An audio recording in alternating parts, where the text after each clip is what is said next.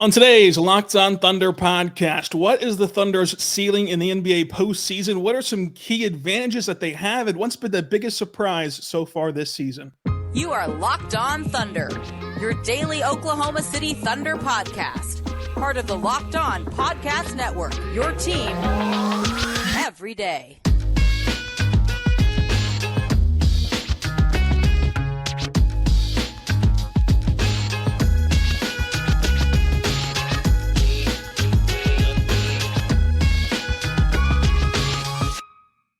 Let's get it going on the Locked On Thunder podcast on the Locked On Podcast Network, your team every day. I am your host, media member, and InsideTheThunder.com beat writer Rylan Stiles. Follow me on Twitter at Rylan_Stiles. Follow the show on Twitter at LO ThunderPod. On today's show, we're joined by Andrew Schlecht at Andrew K. Schlecht on Twitter to discuss all of the great things that the Thunder have done this season, some key advantages that they have in the rest of this regular season and postseason, plus some of the biggest surprises. Screamo Andrew, what's going on? What's up? Thanks for having me on the Locked On Thunder podcast.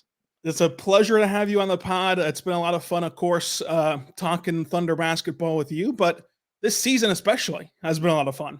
Yeah. So when you look at this team, let's zero in on just this team first. What do you think that this team can accomplish this year for the next 15 games and in the postseason? Yeah, I mean, if you take a look at their statistical profile, they're a team that should be competing for the Western Conference Finals. I mean, that's what the stats say. However, there's one stat that says that's not probably in the cards, and that's just their age. And so it's this kind of battle between what, like we've seen on the court this year, they're at the top of the West right now, sitting at number one, with teams like Denver and the Clippers and Minnesota, the Pelicans and the Mavs and the Suns and the Warriors and the Lakers. I mean, these are really, really good teams. And the Thunder have been better than all of them. They have the best point differential in the Western Conference. They have, I believe, the second best player, arguably the best player in the Western Conference on their team. They don't play really any bad players. Everybody they play, I think you feel pretty comfortable with them playing them. A lot of these teams struggle with depth. The Thunder don't struggle with depth. People talk about the size, but the way the Thunder want to play, you can't exactly have some lumbering big out there, even like a rim running big out there. Like, you need to have guys like Chet and Jay Will out there to help run this thing for you. So I don't really buy into that as much. But I think this is a team that could do anything from go out in round one to a team that's a bad matchup for them, or get all the way to the Western Conference Finals against the Denver Nuggets. I think it's reasonable to think any of those things. That's why I think that this team is so, volatile in that way, because coming into the season, I was really big on needing to kind of go through some things with this core of, getting some battle scars and everything. But then as the season's transpired, even though I think that this is going to be, the best Western Conference that we've seen, the best conference period that we've seen in quite some time, 1 through 10, this Thunder team has just answered the call a lot, in the sense of maturity and adversity, that you don't really believe that next month they're going to forget how to play basketball. They're going to forget how to, weather the storm, so to say. They've handled big runs on the road. They've handled all those playoff, things. And I think that the NBA's helped them a little bit with the way that they're calling games now, which is very physically and very much how playoff games are called. So those two things allow me to be more confident in the Thunder next month in the postseason. Mm-hmm. But at the end of the day, I think that, like every year, it'll really come down to matchups. That'll be a big deal in deciding who goes far in the playoffs, especially with how good these teams are. Is there any matchup that stands out to you that is both one that stands out to you in a good way and a bad way for the Thunder? Yeah, I think in a good way, I think Sacramento would be one that, we're really kind of looking at whether the Thunder wind up 1 or 2. The Nuggets schedule is just really easy down the stretch. So I kind of think the Nuggets are going to be the number 1 seed. The Thunder are going to be the number 2 seed, because the Thunder there's some weeks that get kind of difficult for them. Let's see. So this next week is great. Utah and Toronto, only 2 games. The guys get to enjoy the Drake concert. They get to just live it up. Next week, Milwaukee, Pelicans, Rockets, who are playing well right now, Phoenix. I mean, that's really tough. And then the week after, Knicks, Sixers, Celtics, Indy.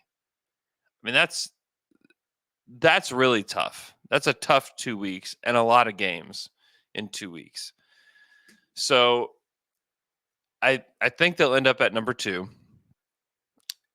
It's still not crazy to think they could be number 3. However, the Nuggets do play the Timberwolves 3 times in the next few weeks. So I still think they'll end up number 2. And so we're looking at likely the winner of 7-8. Right now it's Dallas, Phoenix. Sacramento is right there. It's going to be probably one of those 3 teams. And if you're the Thunder, I think Sacramento is probably the one that you would want the most. Just because they've struggled in the playoffs. I think the Thunder have a lineup that they haven't used a ton this season that they would use a lot in that series that I think would kind of, throw a wrench into the way that the Kings want to play and just put Jay Will in place of Josh Giddey. And you just have Jay Will kind of stand right there with Sabonis and kind of muscle him. And then it allows Chet to kind of roam a little bit. And then offensively, they can still kind of play the way they want to play. So I think that would probably be the favorable matchup. I think they would beat any of those teams, honestly, but I think Dallas would probably give them the most trouble because they have these like rebounding bigs that can offensive rebound you to death. Luka and Kyrie are really, really good. Now that said, like I think the Thunder would beat any of those teams. One, the defense isn't great. Also, the Thunder have the best clutch offense in the NBA, like period. So I think they would be good. However, the Mavs have the second best clutch offense in the NBA. And so I would kind of want to just, if I could pick, if I could like order those 3, I would probably have Sacramento, Phoenix, and then Dallas in that order. Phoenix obviously is scary too with Durant and Booker, but I mean, it's not like Dallas's defense has been good. It's been really, really bad. But I believe a little bit more in the supporting cast of Dallas than I do in the supporting cast of Phoenix. Yeah, I think that for the Thunder, the only 2 teams I think that'll be just incredibly tough is number 1, the Lakers, because what we've seen so far, you're going to be playing LeBron and AD in the playoffs. Plus, they are big enough and physical enough to muddy up the waters in the mid-range and take away some 3-point shots as well. So it really complicates the offense in that way. And then with Dallas, I mean, we've seen Luka his whole career. Like, he's going to take 2 games by himself, like, regardless of what anyone else does on the floor. So if he takes 2 of 4 games, then you have Kyrie. Then you're going to have a game where like their role players are just hitting at a high clip. That's going to be another game. Now you're fighting an uphill battle pretty quickly if everything goes right for Dallas. So that would be a game where I think that the Thunder would win both those series, but the series would be really, really hard in the first round to avoid and to get past. But I do like Sacramento. I think that if the Thunder can see Sacramento fall into that play-in tournament, it end up working out for them, especially because they do have that J. Will Chet lineup that I really, really like. Now, if they do see Shai and the Thunder fall to the 2 seed, what does that do for Shai's MVP odds? Where is he at for you in terms of the MVP ladder? I think he's right there with Jokic. And I honestly think it's going to be whoever wins the West is going to win the MVP. So I think it crushes it. I think it's over if the Nuggets end up at the number 1 seed. Everybody kind of gives Jokic a leg up anyways. And I think if the Thunder ended up at the 1 seed, I think people would call that into question.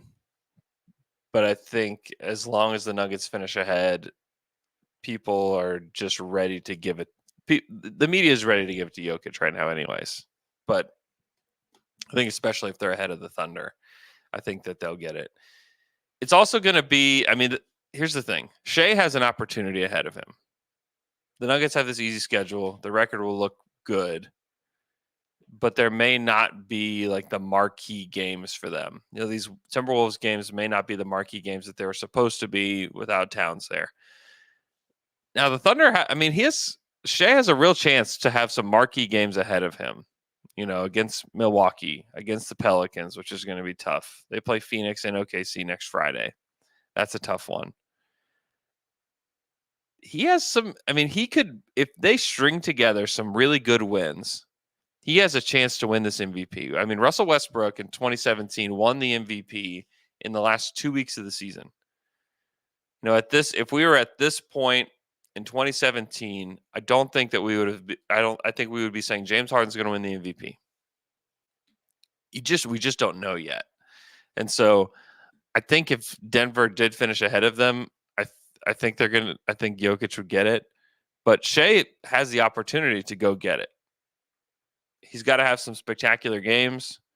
He's probably going to have a 50-point game, between now and then. He's going to have to grab the national attention, maybe 2 or 3 times, and maybe he wants to do that. Maybe he doesn't. I think he's going to have more than one opportunity to win an MVP. I don't think this is it for him. I think this is kind of the beginning of a run where he's going to be a guy who's considered to be an MVP candidate. But if he wants to win it, the opportunity is ahead of him. But I do think the media, for whatever reason, is ready to hand it to Jokic, and Shai's got to go take it. And I think he could do it. I believe Shai has been the second best player in the NBA all season. And so I think he could jump up, and the margin isn't that wide. So I think he has the opportunity, but I think Jokic, with just the conversations that are being had right now, I think Jokic is the favorite. But I hope that Shai goes and takes it, because I think he has the opportunity to. Yeah, I think that for Shai, he should be in the conversation. He should be getting a ton of votes and a ton of support. But it's going to come down to, like you said, who's going to be first in the West. Because if Shai comes out in this difficult stretch that we just talked about and just dominates Milwaukee twice, beats Boston again, beats the Pelicans, if he goes out and has these great games against these great teams, that's going to naturally boost him up. And any sort of leg up is going to get him that MVP award, because it's such a competitive race right now. And if he finishes first in the West, there's just no way, I don't think, that you can give it to anyone else. Because even despite the fact that Jokic is a better player, we've never given away MVPs like that. We've never given it to just the best player in general. It's been more about the season and more about this specific year. And if Shai can manage these next couple of weeks, get the Thunder number 1, I don't think that there's an argument against his MVP case at that point. Mm-hmm. Yeah, if it were the case, it would just give it to the best player. LeBron would have won 10 MVPs, and he did not do that. He did not. Michael Jordan didn't do that. It's just not something that we have ever done, voting for MVP. But something that you should go do, Andrew, is go check out our good friends over at eBay Motors. Yeah. eBay Motors is great, and you're very much a car guy. They've often said you're very much a car guy. That's what they say about me. They say my kids call me Grease Monkey, Dad. Wow. And you're a grease monkey that don't slide so easily. So you should go over there to eBay Motors. It's a line in an Elvis movie, by the way. Passion, drive, and patience. What brings home the winning trophy is also keeping your ride or die alive.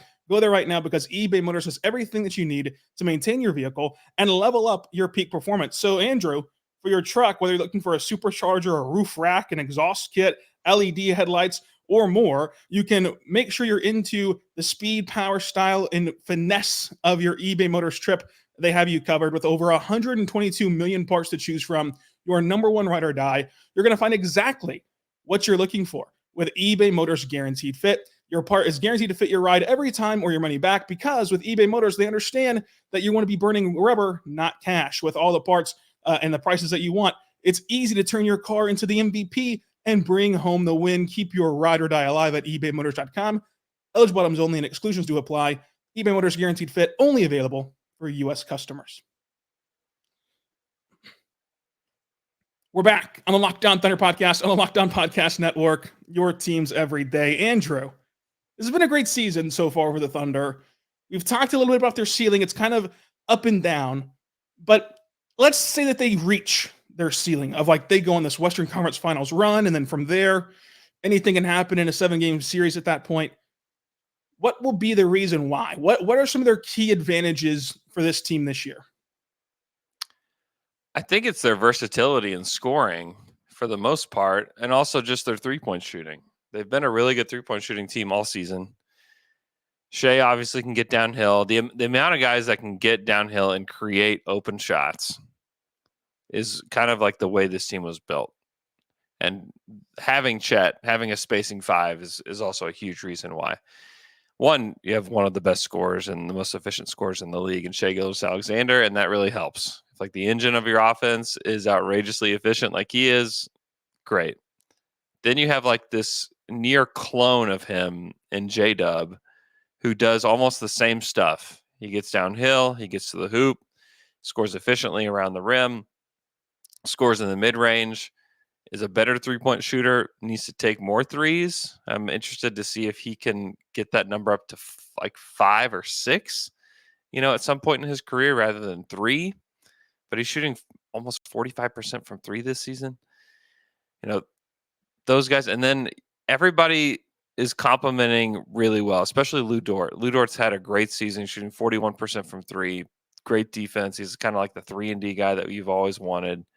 Cason Wallace has played really well too, shooting almost the same percentage that Lou Dort is. Isaiah Joe coming off the bench. Gordon Hayward has been hit or miss at times, but I feel like he is slowly learning how to be a role player. Everybody loves Aaron Wiggins. Everybody loves Kenrich Williams. Everybody loves Jalen Williams. I mean, they just have guy after guy after guy that I think you trust and want in the game. And like really the only blemish is this season is Josh Giddey, just because it hasn't been a great fit for him or for the team. And they're figuring some stuff out. There's been some lineups that have been good. The starting lineup is still like a +8 this season together. So it's not like they've been negative or have been bad. But to me, it's just like the cohesion of the team, the fact that they just have all this shooting, and then the guys that can get downhill. They have a lot of guys that are shooting above 40% this season. I mean, it's Isaiah Joe, Dort, Cason Wallace, Lindy Waters didn't play a whole lot, but every once in a while you'll get him in there for like a bomber lineup for 15 seconds. J-Dub, Wiggins, and Hayward are all shooting above 40% from 3. That's probably the longest list in Thunder history. I mean, it's insane. And then you have Chet, who's right there. You have Kenrich, who's right there. I mean, they could have, almost 10 guys that are shooting above 40%. So it's the shooting, it's the offense, run by Shai, and then J-Dub just kind of being the Shai clone. That's just like, I don't know what you do about it. Yeah, I think that this Thunder team, like the advantages that they have, like you mentioned, is versatility, and the fact that I think that despite everyone's concern about size, I think that they can match you with how you want to play, because as we mentioned, they have the J. Will Chet lineup. If you want to go super big, no one's going to have a better small ball formula than Oklahoma City.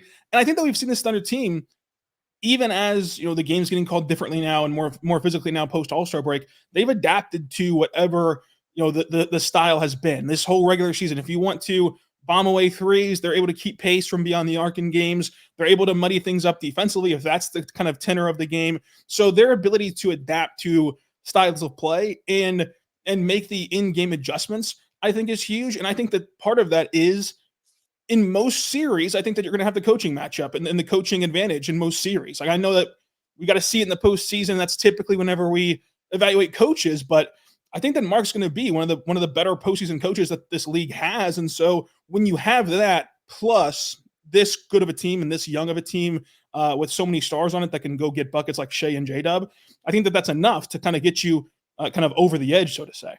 Yeah. I'm so curious to see how Mark handles the postseason. He's never coached in the playoffs before as a head coach. I'm so curious to see what it looks like, because he's pretty much stayed steady as long as they're healthy with the starting lineup. Once you get to the postseason, those are the kinds of things that can change depending on the team that you're playing. I think night in, night out, you don't want to just change it willy-nilly, but I think it's possible that we see lineup changes in the playoffs. They've been kind of lessening the amount of minutes that Josh has been getting. He gets about 19 to 22-ish minutes per game. And I think that's almost to kind of like prepare him for what the postseason could look like. And it's also just to like get these other guys in rhythm with some of the starters. And so I'm very, very curious to see how he handles it, especially if they do play a team like Sacramento, like we mentioned. There's like a very obvious lineup change to make because Chet's not the guy to defend Sabonis. A lot of people are like, well, Chet's going to get just bodied by Sabonis. I mean, yeah, he would if that's the strategy that you use. But if you use J. Will a lot in that series, which I think you could, if you go double bigs, basically, I I think that helps you a lot. And like, do you start that way? I mean, certainly, I think you try to finish that way, but do you start that way? I think is a question that I have about Mark and what he does because we've seen like he's part of Billy Donovan's staff. Billy Donovan did that a lot with the Thunder in the postseason. He changed up the starting lineup, quite a bit depending on the matchups. So I'm curious to see if he does the same. Yeah, that'll be very interesting to kind of balance out. One thing that I've been very encouraged by is that even last year on a less deep team with frankly less quality players than this year's team has, the Thunder were not afraid to not close with Josh. This year they've been very eager to take Josh out. Even going back to that game against Dallas, like he individually played well, but in the start of that second half, Dallas just began to blatantly ignore him to the point where you just could no longer play him, even though individually he was playing good. They didn't let that kind of cloud their judgment. They just took him out and really didn't put him back in that game down the stretch. So like their willingness to close games without Josh and to play stretches, long stretches without Josh has been encouraging. Where do you fall on the line of the starters don't really matter? Because I think that for me in the regular season, I do agree with that of like, yes, you obviously would prefer to start every game with a blistering 13-3 run. But at the end of the day, it doesn't really matter who is announced by the PA address announcer at the start of games in the 82-game season. But in the playoffs, that can really change because, if you start from behind, you're trying to claw your way back, especially on the road. It's a much different environment, a much different kind of uphill climb. Like where do you balance that philosophy that we'll see if it translates to the postseason? I think in the postseason, everything matters. I think it all matters. I don't think there's like, I think that you have to create every advantage possible in the postseason. That you can't afford to give away minutes and give away possessions that you think ultimately aren't going to work for you. And so I think you have to make changes where you see fit. And I don't think you make changes right away because I do think like there's some versatility about the starting lineup that when it's like really working and Josh is kind of more in the center of it rather than being a guy that's like spotting up from three. Because if you put him on the perimeter and it becomes like, hey, now it's a make or miss Josh Giddey, proposition. Like, please don't do that. Please don't do that. Set him, make him a screener, make him a passer, make him somebody that's in the dunker spot. Like he can do those things, but don't just like sit him on the perimeter. And they've been really good about not necessarily giving the opposing team a steady diet of just one thing. I think we saw that a little bit more against Memphis, but in the past, few games before that, we didn't see just a ton of just him just spotting up from three over and over and over again. Like he's doing lots of different things. And as long as he's doing that, excuse me, I think the Thunder will be fine. But to me, if you see in game one, the starting lineup is not working against Team X, I think you have to create the advantage somewhere else, whether that's putting in Isaiah Joe, putting in Case and Wallace, putting in, Jay Will, whoever it is. I think you got to make the switch. And we saw it in the second half of that Clippers game in Oklahoma City a few weeks ago where they sat Josh at the beginning of the second half. And then what's funny is that a lot of people, the way they remember it is wrong. The Thunder didn't take off necessarily at the beginning of that second half. They took off in the middle of that third quarter when Josh Giddey came back in and was like helping direct the second unit with like more shooters around him. Like that's when they went on their really big run. And so I'm not saying like remove Josh, sit him, don't play him at all. That's not what I'm saying. If you play him against second units, if you play him with more shooting, which the bench is just covered with shooting, that might just be a better role for him and you might find something there. And so I just wonder if that may be a better spot for him overall, especially when it comes to the postseason, and a place where he can have success and actually have the ball too. So I'm curious to see if that's what they do. But to answer your question in a very long-winded way, I think everything matters. Yeah, everything matters. I think you can summarize it with the fact that the Mavericks were able to use Boban minutes in the playoffs to steal possessions. Like, Yeah. stealing those possessions matter no matter how you do it. You Yeah. want to steal possessions, you want to steal minutes, and so you don't want to start out in a hole as much as they can kind of push aside the starting lineup in general. I think that works in the regular season, does not work necessarily in the playoffs, and it's not fair to Josh to put him out there as just a corner shooting 3-point shooter. That's just not going to put him in the best spot to succeed, and we know that's not how it's going to work. But there is, I think, one crucial question that ties into Josh Giddey's play that the Thunder have to answer come playoff time. Plus, what are some of the biggest surprises for this Thunder team? But first, let's talk about our good friends over at Nissan. Go there right now to NissanUSA.com to shop there, because if you are the kind of driver that likes to push things a little further, and you ever wonder what adventure could be around the corner, our friends at Nissan have a lineup of SUVs with the capabilities to take your adventure to the next level. Check them out today with the Nissan Rogue. It's the perfect city driver vehicle that also allows you to have a great escape and go push the boundaries of what you think is capable with this great Google built-in assistant to help you make calls and everything hands-free. And the 2024 Rogue is the perfect midsize crossover for your next adventure. Also, the 24 Nissan Pathfinder has room for up to 8, Andrew, with expansive cargo capacity and advanced towing capacity as well. So you can get that 284 horsepower engine up to 6,000 pounds towing with the advanced Pathfinder to go find your next adventure. You want a lot of adventures? Maybe you want to upgrade to a Nissan Rogue, Armada, or Pathfinder. Check them out today and get your next big adventure underway at shop.nissanusa.com. That's nissanusa.com. Shop there at nissanusa.com.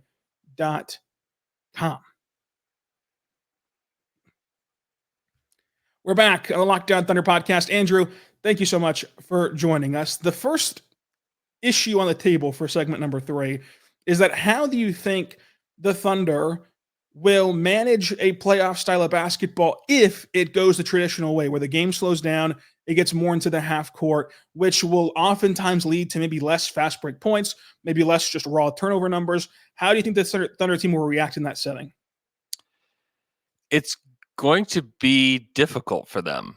I think that is probably that, along with the unavoidable topic of rebounding, are going to be reasons why, if they do not, make it to the second round, or if they lose in round 2, I think you can all go ahead and circle those as the reasons why they don't make it. And they've won games playing slower. They've won games in almost every variety. So I'm not saying that they couldn't win those games, but I do think that it makes it a lot more difficult. You see them really destroy teams whenever they can get out on the fast break and they can get steals and blocks and all these things.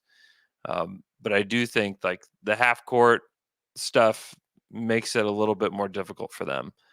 But it's not like they've been some bad half court offense this season. They've been good in the half court this season. They're one of the better half court offenses in the NBA, according to Cleaning the Glass. They have the number 1 half court offense. So I don't think that that's something that people should fear, because they do have guys that can create. They also have the 3rd best half court defense, according to Cleaning the Glass. So they have the tools to do it, and they've been good.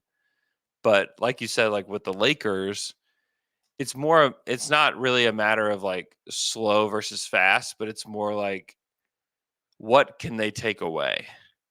Anthony Davis is just really uniquely positioned to take away a lot of the things the Thunder want. He's uniquely positioned to take away the mid-range and the hoop at the same time, which is what he's done multiple times to the Thunder. And if you take away both of those, it comes down to, are they gonna make their threes? And I don't know if that's necessarily the place that you want to put the Thunder in. You want them to kind of get to their bread and butter and get comfortable shooting those mid-range shots, getting all the way to the hoop, getting fouled. But I do think they're positioned to play any way you want them to. I don't think there's just necessarily a style of play. It's just, is the personnel on the other side to take away the things that they want to get to? Because I do think a slower style is not something that they fear. This is going to be like the most obvious statement, but the Thunder are going to have to be crisp in the playoffs, just like every other team, because I think that the Thunder can still play to their identity, even if it's not leading directly to fast break points. Because I think that, for one, in the half court, what's made them so good is that they've been able to get the second and third actions, which put the defense on their heels. And if you're on your heels against this Thunder team, they can make you pay because all of them are good cutters, all of them are good play finishers, and can really, if you're in the case of Shai and J-Dub's hands, can really just rise up and use that crease to get to their spots. So offensively, I'm not as worried about it unless there's a specific matchup like the Lakers. But defensively, I think that they can still have the same elements of what makes them successful defensively this year. It just might not look the same. So, for example, maybe you don't get a ton of steals and thus not a ton of fast break points. But with as long as they are and versatile and athletic as they are, and especially whenever they switch everything, if you can get 2 deflections in a possession, even if the other team still gets a shot off, it's likely not going to be a good shot. It's likely going to be something that is not what they want and is going to miss, and you're going to be able to get it and go. And the Thunder are also good at creating artificial transition where they push the pace out of a made basket and then hit Chet on a trailer for 3. So they can find the margins where they can make that up. So usually I'd be very cautious of a team with this much pace and this much, reliance on transition. But with this Thunder team, they can almost recreate it artificially with those deflections, with pushing the pace out of made baskets, that I think that they'll be all right and they'll be able to combat it. So both feeling confident about this Thunder team in the playoffs. To leave us here, we both cover this team very intimately. It's funny to go back and listen to every year the predictions. I think that we both were in agreement probably about, this team could be like a home court advantage team if everything went right. And then in the end, just hope that they can maybe make the top 6. And now they're sitting here at number 1. What's been the biggest surprise, or if you have 2 or 3, what's been the biggest surprise of this Thunder team? Oh man, lots of surprises. I think Lou Dort's play has been surprising. Just that he has become one of the better role players in the NBA, kind of quietly. He's one that people just don't really talk about nationally at all, but I think should get more praise because he has been their best defender and he's been a really good, release valve for them and has been pretty consistent. He's had a couple down weeks, but for the most part has been really consistent this year as a guy that you can throw the ball to, and he's going to make threes, especially going to make corner threes. So that's been surprising. I guess just like the overall durability of Chet, he's played every single game this season. He's played 67 games. I don't think that I would have predicted that to happen. And he's obviously been really good. I kind of expected him to be good, but 17, 8, and almost 3 assists with 2.5 blocks. I mean, that's pretty great. I mean, if that's what he just was the rest of his career, I think that he would have an awesome career. I think he's going to be a lot better than that. Cason Wallace too, just like having a steady role. I mean, he's averaged 20 minutes per night on this team. He's kind of been the spot starter. I think he's started in almost 10 games for them this season, and they just use him a lot.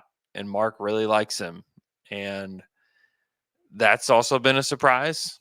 Those are probably the best big surprises. I kind of expected J-Dub to take a step up, and he has. I've expected Shai to be really good, and he has. But yeah, I mean, those are probably the biggest good surprises. Yeah, I think those are, that's it. That's what I got. I'm glad that that's what you got. I think that the Lou Dort one is a really important one because I think that it's so repeatable. It's not as though this is just some sort of flash in the pan, oh yeah, cool, this is going to be an anomaly 3-point shooting year for him. The way he's become more efficient has been just simply not taking bad shots, as he's said himself. So that feels very much that he can do that over and over and over again. And we know what he's been able to bring to the defensive end of the floor his whole career. So that feels like you've locked in Lou Dort to this new role. Obviously, shooting can be volatile to some extent, especially being the best 3-point shooter since the All-Star break. But in general, a well above league average shooter, who plays the level of defense that he plays, instantly makes him one of the best starters in the NBA. That's not a superstar, and one of the best kind of complementary starters you can really ask for. Yeah, without a doubt. And whenever you look at this Thunder team, I think that J-Dub taking a step, we were both very high on J-Dub coming into the year, but elevating himself to where it's not crazy if you've been paying attention and you really dig into the numbers to kind of label him a superstar or like a soon-to-be superstar. That's still a pretty significant step for him in year number 2, and being a guy that I think that we both head into next month thinking that he'll be vital down the stretch and hit clutch time buckets for the Thunder in this postseason. Yeah, I mean, that's the thing that's going to make them dangerous down the stretch. And one of the reasons why they have the number 1 clutch offense in the league is that it's not just one guy. And it's not just one thing that they go to. It's the fact that you have Shai screening for J-Dub and then getting him open. And defenses are like, I don't know what to do. I don't know who to attach myself to at this point. And it almost always winds up in like a open pull-up mid-range shot going left for J-Dub. And if they can get to those spots, they're going to win games. And I think that they're slowly starting to figure out, their 2-man game, the Chet 2-man game too. Chet's hit a lot of clutch shots too. He's hit a lot of clutch threes. I think it feels like he's shooting 100% on clutch threes this season. Like that's another thing that I think you could see more of is like trying to get him freed up. And I'm excited to see what it looks like. It's gonna be so much fun to have the playoffs back. The tension and just the crazy that exists in the playoffs is unlike any regular season game. And I still think like the playoffs are just like this different beast, like this kind of like different entity. It's different. Like sometimes you have to throw away a lot of these stats that exist in the regular season, but I don't know. I'm excited to see it. I'm excited to see like a really versatile, really well-rounded Thunder team in the playoffs and to kind of see what they can do and see if Mark can work his magic. Very excited for the postseason. Excited to pod with you more throughout this season, especially playoff preview. Andrew, thanks for coming on. Where can they find all your great stuff? Oh, you can go listen to Down to Dunk. You can find us on YouTube and on podcast catchers. Go listen to the Athletic NBA show as well, where I'm a producer and a host there. And then you can go to the OKC Dream Team, patreon.com/OKC Dream Team. If you are just a Thunder sicko, a true Thunder sicko, and you just can't get enough Thunder podcasts. A true sicko that needs to pay to watch it, you can go there right now and check it out. George Harrison, Ringo Starr, what a great combination that this has been. You can also hopefully one day find an Andrew Screamo album, but you need to go find the back story on that on the Dream Team pod. But Andrew, thanks for joining us, and we'll do it again come playoff time. Thanks, Rylan.